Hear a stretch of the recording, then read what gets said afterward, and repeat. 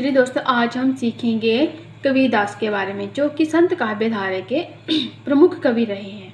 उनके बारे में जानते हैं। तो पहले हम जानेंगे उनका साहित्यिक परिचय। तो कबीरदास एक हिंदी साहित्यकार थे। ये संत काव्यधारा के प्रमुख कवि हैं। ये निर्गुण काव्यधारा के कवि हैं। इनका नाम हिंदी साहित्य के भक्ति काल में आता है। यह हिंदी के महान कवि हैं।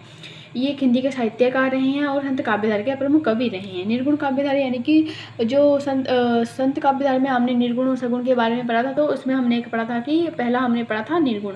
निर्गुण होता है जिन जो मानते हैं ईश्वर का कोई आकार या कोई रूप नहीं है, उनका ईश्वर निर्गुण है वह। तो ये भी निर्गुण काव्यधारा के ही थे और भक्ति काल के प्रमुख कवि रहे हैं। तो उसके बाद हम इनका थोड़ा परिचय जानेंगे।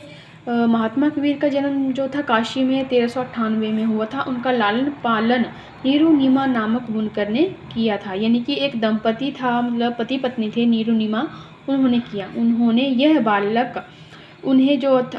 बालक जो था लहर तारा तालाब के किनारे रखा हुआ पाया था। उन्हें यह बालक जो था लहर तारा तालाब के किनारे मिला था। महात्मा कबीर के गुरु रामानंद जी के शिष्य थे अथवा शेख तकी थे। कबीर जी अपना पारिवारिक व्यवसाय अर्थात कपड़ा बुनने का काम करते हुए राम का नाम लेते थे और अपना अधिक समय साधुओं के संगति में ही गुजारते थे। यानी कि अधिकतर समय वो साधु संगति में ही गुजारते थे। उसके बाद आते हैं कबीर की रचनाएं। कबीर जी की वाणी का प्रथम संग्रह 1464 ईस्वी में धर्मदास द्वारा लिखा गया और इसका नाम बीजक रखा गया। कबीर की रचना के 3 भाग माने जाते हैं। साखी, शब्द, रमैनी। तो ये बड़ा ही ज़्यादा महत्वपूर्ण है। साखी, शब्द, रमैनी जो उनकी 3 रचनाएं हैं। दोहा, सोठा छंद में अध्यात्मक नीति और लोक की बातों को व्यक्त किया है। इन्होंने दोहा, सोठा छंद में अध्यात्मक नीति और लोक की बातों को व्यक्त किया है। जो रचनाएं पद के रूप में हैं उन्हें शब्द कहा जाता है। जो पद के रूप में होंगी उन्हें शब्द कहा जाएगा। इसे वाणी, वचन या उपदेश भी कहा गया है। कबीर के शब्द आध्यात्मिक, अनुभव, सिद्धांत और भावात्मक ये पद हैं। उनकी उलटवासियाँ भी इसी में आती हैं। रमैनी नित्य पाठ के लिए लिखी गई दोहा चौपाई शैली की रचनाएं हैं।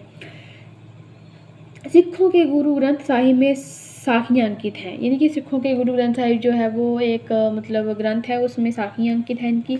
उनको श्लोक कहा गया है।